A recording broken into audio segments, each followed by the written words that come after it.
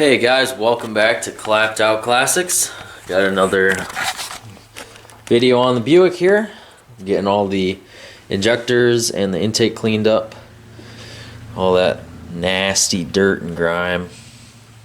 Scraping that off, and I'll be cleaning all the injectors and putting new O-rings on. And get the fuel rails all cleaned up, clean up the throttle body. That's pretty nasty. Savable though, I've seen worse. And then I'll be able to slap the intake on. I got new Felpro intake gaskets as well. So I'm gonna get to work here. I got a lot of cleaning up to do.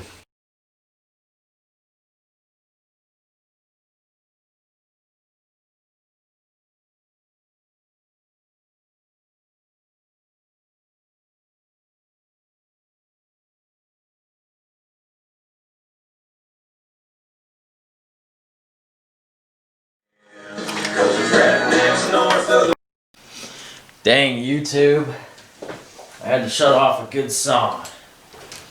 These 10 bolts on the intake get tightened to 87 inch-pounds, which equates to 6.6 foot-pounds, which is not very much at all. I usually don't put a torque wrench on these.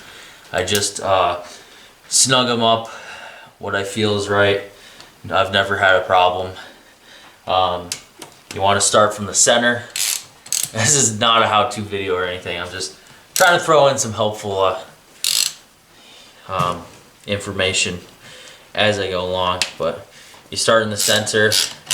I gotta snug all these up first anyway, but start in the center and you work your way out like this.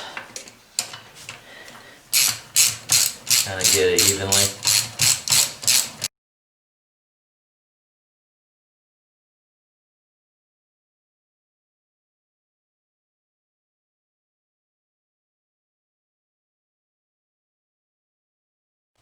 Alright, I am finally working on the Buick again. I had to do a bunch of maintenance to the Dodge.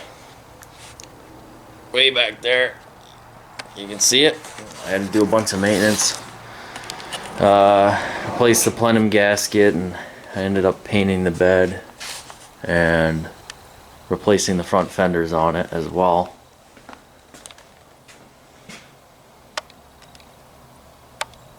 So you can see that looks real sharp.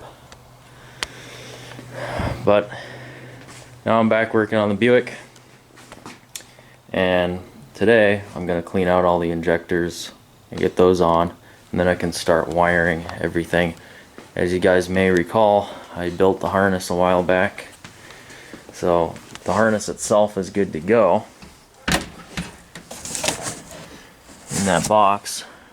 But I need to build the fuse box, the fuse block with the relays. So what I got here is a couple relays. Unfortunately, the parts store only had one of the connectors, so I gotta find another one of those. I got the terminal ends, and I got two of these. This is the ones I used for my last swap. 6-pin fuse block here. So highly recommend them. Simple, effective, pretty well built. They're like 13 bucks a piece, so you only need 2 of them. Alright, I just got the throttle body cleaned up. Took a lot to get it clean. The throttle body cleaner didn't want to cut through the carbon, so took some scrubbing, cleaning, but looks good now. And if it isn't good, I'll grab another one from the junkyard for 10 bucks. It's a great thing about these engines, but it looks good. I think it'll run good and be good enough. So alright, so this is how I clean the injectors when I don't really know the condition of them. I just hold it up like that and spray into it until the cleaner comes out clean. You can see it's kind of got a dark or a brownish tint to it. Now it's pretty clean. And the end, you can see it has a bunch of carbon.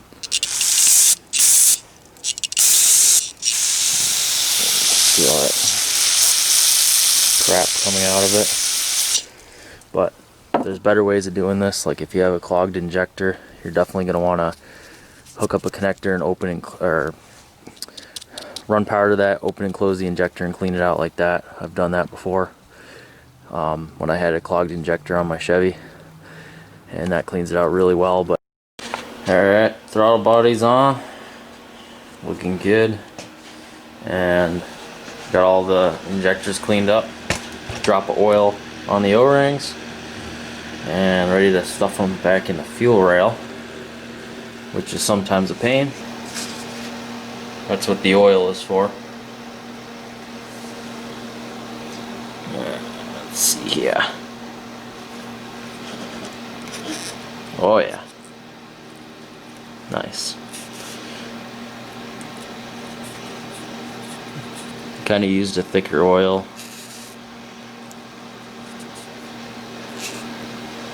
And then clip.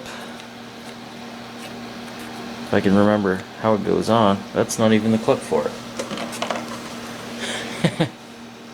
Losing my mind today. So this goes on like so.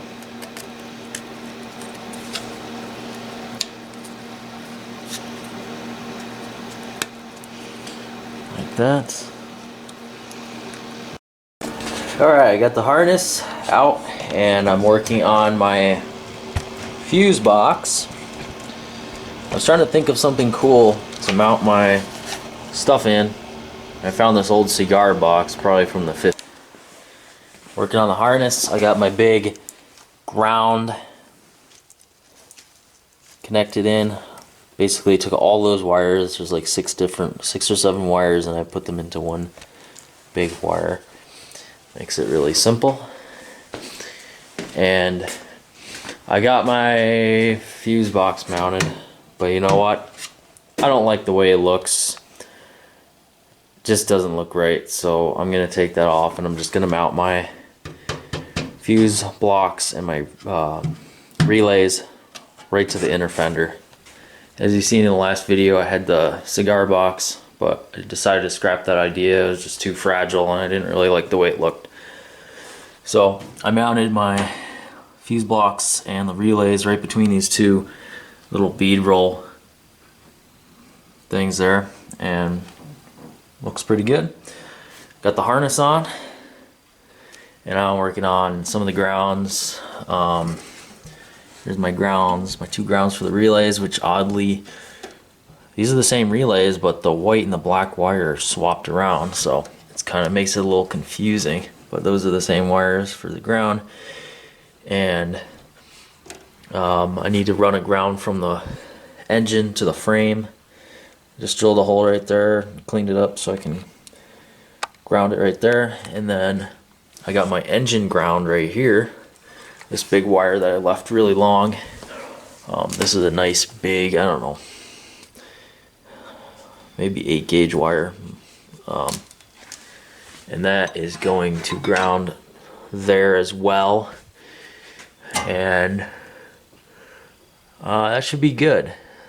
I might run a ground strap from the fender to the frame as well, just make sure everything's grounded good, and then when I get that wrapped up I can start tying these wires into one. Like for example, my 2 coil wires here is going to go into one heavier gauge wire, and it's going to go to one fuse.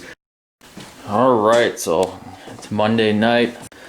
But you can see I got all my power wires running into the keyed on power, and then I got one into the constant. This is the constant computer wire here. And then I got my wire here connected to the coil wire, the original coil wire, and that's my key on power that goes to my main relay here. And now basically what I got to do is put a little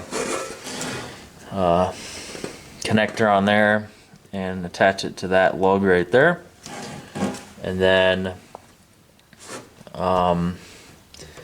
this needs to go to this lug here, and this is my wire that goes to the fuel pump, but that's later on down the road. And then when I get my core support back on and all that, and my radiator or whatever, and my battery, I need to run a heavy gauge wire across here and connect it